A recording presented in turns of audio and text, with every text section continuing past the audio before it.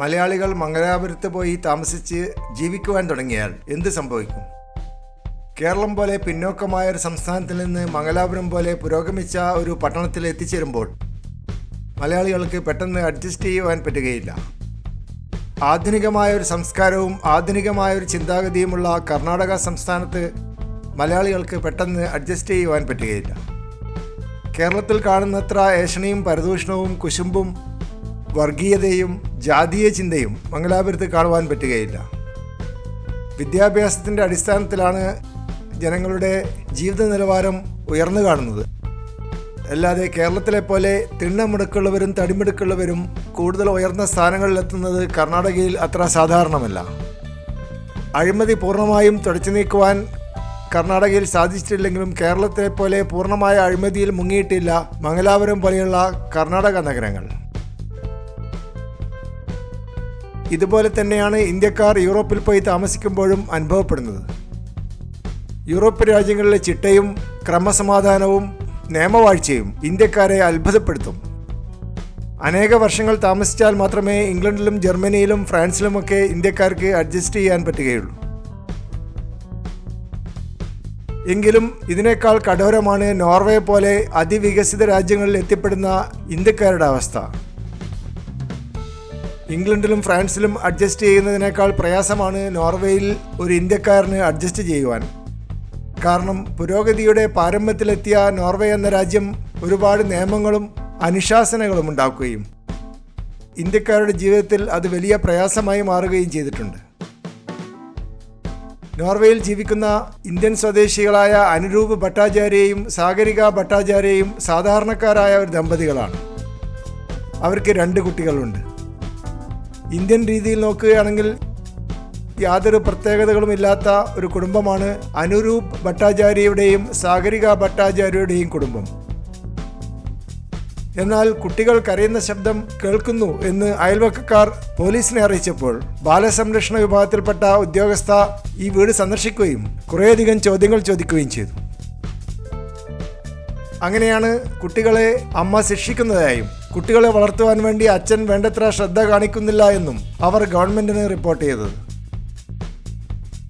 നോർവേയിലെ government ഇത് serious ആയിട്ട് എടുക്കുകയും ഈ വീട്ടിൽ ഒരു അന്വേഷണം നടത്താൻ വേണ്ടി ബാലാവകാശ കമ്മീഷന്റെ 3 അംഗങ്ങളെ ചുമതലപ്പെടുത്തുകയും ചെയ്തു. അവർ ഈ വീട്ടിൽ വരികയും ദിവസങ്ങളോളം കാര്യങ്ങൾ നിരീക്ഷിക്കുകയും ചെയ്തു. അനുരൂപ് ഭട്ടാചാര്യ 2 ബസ് കയറിയാണ് ജോലി സ്ഥലത്തേക്ക് പോയിരുന്നത്. അതുകൊണ്ട് തിരിച്ച് വീട്ടിലെത്തുമ്പോൾ 9 മണിയും 10 മണിയും ഒക്കെ ആവാറുണ്ട്. കുട്ടികളെ വളർത്തുന്നതിൽ ഭർത്താവിന് കാര്യമായ പങ്കില്ല എന്ന് നോർവേയിലെ ബാലാവകാശ കമ്മീഷൻ കണ്ടെത്തി. ആ രാജ്യത്തിലെ നിയമപ്രകാരം ഇത് ഗുരുതരമായ ഒരു കുറ്റമാണ്. ഇത്ര ഉയർന്ന ശമ്പളമുള്ള നിങ്ങൾ എന്തുകൊണ്ട് ഒരു കാറ് വാങ്ങിക്കുന്നില്ല എന്ന് ചോദിച്ചപ്പോൾ തനിക്ക് ഡ്രൈവിംഗ് അറിയില്ല എന്നാണ് അനുരൂപ് ഭട്ടാചാര്യ മറുപടി പറഞ്ഞത്. പിറ്റേ ദിവസം അദ്ദേഹം ഒരു ഡ്രൈവിംഗ് സ്കൂളിൽ ചേരുകയും ഡ്രൈവിംഗ് ക്ലാസ്സുകൾ ഉള്ളതുകൊണ്ട് രാത്രി കുറെ കൂടി വൈകിയാണ് പിന്നീട് വീട്ടിലെത്തുവാൻ തുടങ്ങിയത്. അതുപോലെ സാഗരിക ഭട്ടാചാര്യ കുട്ടികൾക്ക് കൈകൊണ്ട് ചോറ് വാരി കൊടുക്കുന്നത് ബാലാവകാശ കമ്മീഷൻ അംഗങ്ങൾക്ക് ഇഷ്ടപ്പെട്ടില്ല. ഇത് ഫോഴ്സ് ഫീഡിംഗ് ആണെന്നാണ് അവർ അഭിപ്രായപ്പെട്ടത്. സ്പൂൺ കൊണ്ട് മാത്രമേ ഭക്ഷണം കൊടുക്കാൻ പാടുള്ളൂ എന്ന് അവർ നിർദ്ദേശിച്ചുവെങ്കിലും സാഗരിക ഭട്ടാചാര്യ അത് കേൾക്കുവാൻ തയ്യാറായില്ല. എന്ന് മാത്രമല്ല അവർക്ക് നോർവീജിയൻ ഭാഷയോ ഇംഗ്ലീഷോ അറിയാത്തതുകൊണ്ട് അവർ ബംഗാളിയിൽ പറഞ്ഞ ചീത്തകൾ ബാലാവകാശ കമ്മീഷൻ അംഗങ്ങൾക്ക് മനസ്സിലായതുമില്ല. കുട്ടികൾ കുഴപ്പമുണ്ടാക്കുമ്പോൾ ചീത്ത പറയുകയും ചെറിയ തോതിൽ അവരെ ശിക്ഷിക്കുകയും ചെയ്യുന്ന സാഗരിക ഭട്ടാചാര്യയുടെ സ്വഭാവം ഗുരുതരമായ കുറ്റകൃത്യമാണെന്ന് ബാലാവകാശ കമ്മീഷൻ വിധിക്കുകയും ഈ വീട്ടിലെ കാര്യങ്ങൾ നേരെയാക്കാൻ വേണ്ടി ഒരു പെൺകുട്ടിയെ അവിടെ താമസിപ്പിക്കുകയും ചെയ്തു. ബ്രിട്ടീഷുകാരിയായ ഈ വളണ്ടിയർ ആ വീട്ടിൽ 2 ആഴ്ച താമസിക്കുകയും അവിടെയുള്ള എല്ലാ കാര്യങ്ങളും മനസ്സിലാക്കി ഗവൺമെന്റിന് റിപ്പോർട്ട് കൊടുക്കുകയും ചെയ്തു. നെഗറ്റീവായ റിപ്പോർട്ടാണ് അവർ കൊടുത്തത്. കുട്ടിയെ കട്ടിലിൽ കിടത്തി ഉറക്കുന്നു എന്നാണ് അവർ കൊടുത്ത ഒരു പരാതി. നോർവേയിലെ നിയമപ്രകാരം ചെറിയ കുട്ടികളെ തൊട്ടിലിൽ കിടത്തി വേറൊരു മുറിയിലാണ് കിടത്തുക. അവർ കരയുമ്പോൾ ചിലപ്പോൾ 1-2 മിനിറ്റ് കഴിഞ്ഞ് മാത്രമേ രക്ഷിതാക്കൾ ഉറക്കത്തിൽ നിന്ന് ഉണർന്ന് അടുത്ത മുറിയിൽ പോയി തൊട്ടിലാട്ടുകയുള്ളൂ. അങ്ങനെ വളരുന്ന കുട്ടികൾക്ക് കൂടുതൽ ധൈര്യവും സ്വാശ്രയബോധവും ഉണ്ടാവും. എന്നാൽ ഇന്ത്യൻ ശൈലിയിൽ കട്ടിൽ കിടത്തിയാൽ കരയാൻ തുടങ്ങുമ്പോൾ തന്നെ അമ്മ കൈകൊണ്ട് സ്പർശിക്കുകയും കരച്ചിൽ ബലം പ്രയോഗിച്ച് നിർത്തുകയും ചെയ്യും. ഇത്തരത്തിലുള്ള കുട്ടികൾക്ക് എപ്പോഴും തന്നെ ആരെങ്കിലും തഴുകുമെന്നും സപ്പോർട്ട് ചെയ്യുമെന്നും ഉള്ള ഒരു തോന്നൽ മാനസികമായി ചെറുപ്പത്തിലെ ഉടലെടുക്കുകയും പ്രായമാകുമ്പോൾ സ്വതന്ത്രമായി നിലനിൽക്കുവാനുള്ള കഴിവ് ഇല്ലാതിരിക്കുകയും ചെയ്യും. ഇത്തരത്തിൽ നെഗറ്റീവായ അനേകം പരാതികൾ ഈ കുടുംബത്തെക്കുറിച്ച് ബാലാവകാശ കമ്മീഷൻ രേഖപ്പെടുത്തുകയും 12ഓളം കുറ്റകൃത്യങ്ങൾ ഈ കുടുംബം നടത്തിയതായി കോടതിയിൽ റിപ്പോർട്ട് കൊടുക്കുകയും ചെയ്തു. കോടതി കുട്ടികളുടെ അവകാശങ്ങൾ സംരക്ഷിക്കാൻ വേണ്ടി 2 കുട്ടികളെയും ഹോസ്റ്റലിലേക്ക് മാറ്റുവാൻ തീരുമാനിച്ചു. ഇതോടുകൂടി രക്ഷിതാക്കൾ പ്രക്ഷുബ്ധരാവുകയും അവർക്ക് ഗവൺമെന്റിന്റെ തീരുമാനത്തിൽ ഒന്നും ചെയ്യാൻ പറ്റാതിരിക്കുകയും ചെയ്തു.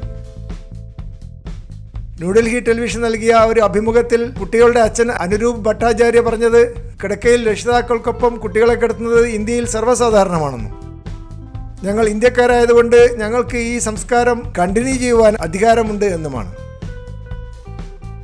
ചെറിയ പ്രായത്തിലുള്ള കുട്ടികളെ മറ്റൊരു മുറിയിൽ ഒറ്റക്ക് കിടത്തി രാത്രിയിൽ ഗുഡ് നൈറ്റ് പറയുന്ന സ്വഭാവം ഇന്ത്യക്കാർക്ക് പരിചയമില്ല എന്നും അനുരൂപ് ഭട്ടാചാര്യ കൂട്ടിച്ചേർത്തു. അദ്ദേഹത്തിൻ്റെ കുട്ടികളിൽ ഒരാൾക്ക് 3 വയസ്സും ഇളയ കുട്ടിക്ക് 2 വയസ്സും മാത്രമേ പ്രായമുണ്ടായിരുന്നുള്ളൂ. 18 വയസ്സാകുന്നതുവരെ കുട്ടികൾ ഗവൺമെൻറ് ഹോസ്റ്റലിൽ താമസിക്കണമെന്നും രക്ഷിതാക്കൾക്ക് നോർവീജിയൻ നിയമപ്രകാരം കൊല്ലത്തിൽ 2 പ്രാവശ്യം മാത്രമേ കുട്ടികളെ കാണുവാൻ അനുവാദം കൊടുക്കുകയുള്ളൂവെന്നും കോടതി വിധി പ്രസ്താവിച്ചു. കോടതിയുടെ തീരുമാനമായതുകൊണ്ട് നോർവേയിൽ അവർ സമീപിച്ച അധികാരികളിൽ നിന്നൊന്നും അവർക്ക് യാതൊരു സഹായവും ലഭിച്ചില്ല. പാവപ്പെട്ട ഒരു ഇന്ത്യൻ കുടുംബത്തിൻ്റെ ദയനീയമായ ഒരു കഥയായി ഇത് അവസാനിക്കുകയായിരുന്നു വേണ്ടിയിരുന്നത്. എന്നാൽ കൽക്കട്ടയിലെ ടെലിവിഷൻ ചാനലുകൾ ഇത് വലിയ ഒരു വിവാദമാക്കുകയും ന്യൂഡൽഹിയിൽ വമ്പിച്ച സമ്മർദ്ദമുണ്ടാവുകയും ചെയ്തു. അങ്ങനെയാണ് ഇന്ത്യയുടെ വിദേശകാര്യ വകുപ്പ് ഈ കാര്യത്തിൽ ഇടപെട്ടത്. പക്ഷേ നോർവേ ഇന്ത്യ ഗവൺമെൻറ്റിൻ്റെ ഇടപെടലുകൾ ഗൗനിക്കുകയോ തൃപ്തികരമായ മറുപടി നൽകുകയോ ചെയ്തില്ല. പല ചോദ്യങ്ങൾക്കും അറിയില്ല എന്ന ഉത്തരം മാത്രമാണ് അവർ നൽകിയത്. കുട്ടിയെ കാണുവാൻ വേണ്ടി ഇന്ത്യൻ അംബാസിഡർക്ക് അനുവാദവും കൊടുത്തില്ല. അങ്ങനെയാണ് ഇന്ത്യ പോലെ വലിയൊരു രാജ്യത്തിന് വമ്പിച്ച നാണക്കേട് ഉണ്ടാക്കിക്കൊണ്ട് അന്നത്തെ കാലത്തെ ഇന്ത്യയുടെ വിദേശകാര്യമന്ത്രി നേരിട്ട് നോർവേയിൽ പോവുകയും ഈ കാര്യത്തിൽ ഇടപെടുകയും ചെയ്തു. എങ്കിലും കോടതി ഇടപെട്ട കാര്യമായതുകൊണ്ട് വിദേശകാര്യമന്ത്രി നേരിട്ട് വന്നു എന്നുള്ളത് കൊണ്ട് മാത്രം കുട്ടിയെ ഉടനെ വിട്ടുകൊടുക്കാൻ നോർവീജിയൻ ഗവൺമെൻറ് തയ്യാറായില്ല.